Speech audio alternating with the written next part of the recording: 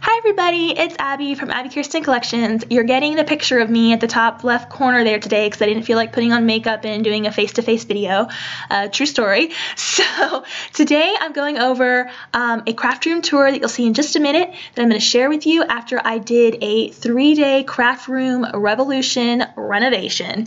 And I decided to put this into a 3-day free email challenge that you can sign up for below this video on my blog, and it will send you all the information that I use to renovate my craft room with storage units. This is primarily all my storage units, how I store things, even a little bit of how I decorated it. So if you're interested in joining that, please sign up on my blog for that. And today I'm just going to walk you through the after process of just how I've set things up in my craft room. So let's get started. Alright, so we're walking into my craft room here, and I have a loft space.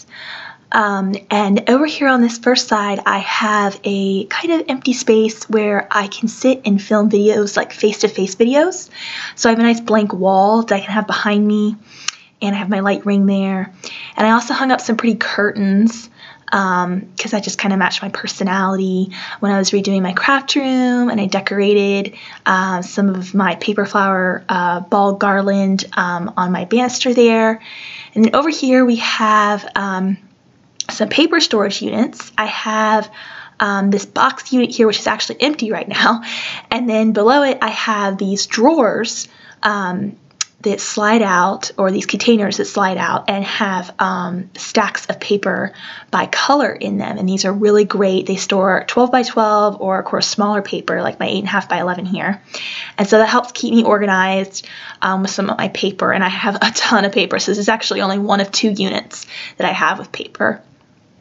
And then over here I have this wrapping cart, and I love this cart. I have a link for it in the blog post for my craft storage, and it keeps like all my craft rolls of paper and background paper in it. It's really handy if you have wrapping paper. And then it's got drawers at the bottom here, and so you can just keep other knickknacks in there. I like to keep like my other computer in here and some other storage, so those slide out, and that's really handy. And both of these are on wheels, so you can easily move them around your room, which is really great. And over here I have a really big window, and that's a great spot for my photography, so I have my extra lighting there if I need it. And then I actually use a coffee table. I have a project laying on it right now, but the great part about a coffee table is that one, there's storage underneath. You could slide containers under there. And the second great part is, because it's a low coffee table, you can get shots for filming and video, and you can get a good 90-degree angle over your space. So that's why I like to use a coffee table there for my photography. And then over here on this wall in the corner, I have another stack of storage containers where I keep like tapes and adhesives and spray paint and punches and cutters and things like that I have, just kind of like random supplies and miscellaneous things that I've organized and labeled there. And then here in my bookshelf area, I love to use apothecary jars to keep like little embellishments or old flowers, or I love my felt balls. So I love to keep like little knickknacks like that in these jars. So that's really great.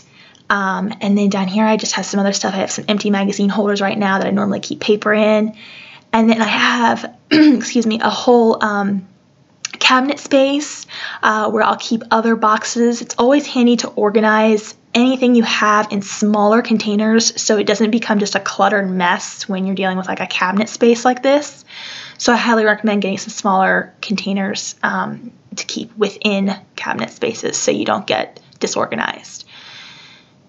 And then over here I have my console table that is sandwiched between 2 of these cabinets, and I have some more shelving down there where I'll keep some just general containers and some little boxes to stack things in.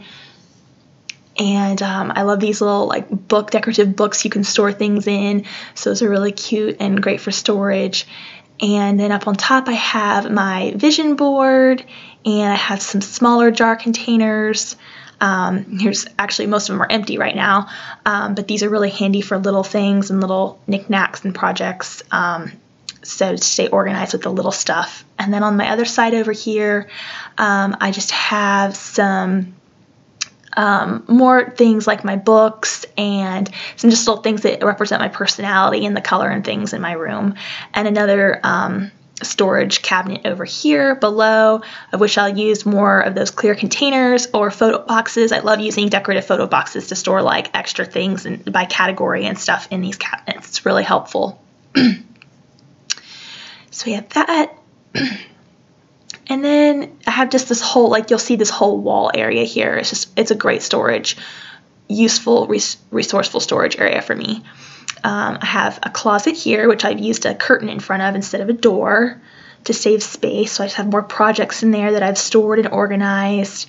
And then over here is my desk area. And you'll see that my desk is clutter-free. You always want to try and keep it as clutter-free as you can. It's not a place to stack storage. It's a place to work. So I'll just have my Cricut sitting on here. And usually like a craft caddy, and that's my Cricut maker still in the box I have to get out. And then over here I have my pegboard right above the desk, which still has a lot of space to utilize on it. But I'll have like my Cricut mats hanging up and my tools and supplies, smaller embellishments, and I have my ribbons. And then over here I have a bunch of tubes of paint stacked up and organized, and brushes and my glitter and all that good stuff. So I've lifted everything off the desk surface so that the desk stays nice and clear. And then my last storage unit over here is another drawer unit. And in the top here, I like to keep my rolls of vinyl. And right now they all fit in there, but I have a feeling I'll outgrow that eventually. But I keep my vinyl in the top drawer. And then I keep more paper organized by color or style in the other drawers so you can label them. I have free labels on the blog if you want those, or use a label maker like I did here. So that unit is very handy. And that's basically a quick tour of my craft room and what I recently renovated. If you haven't yet, please take my craft room challenge. If you have and you're watching this at the end, thank you so much. And I hope some of the resources and all the storage tools I provided in there really helped. And don't forget to grab your free printables as well. Thanks so much.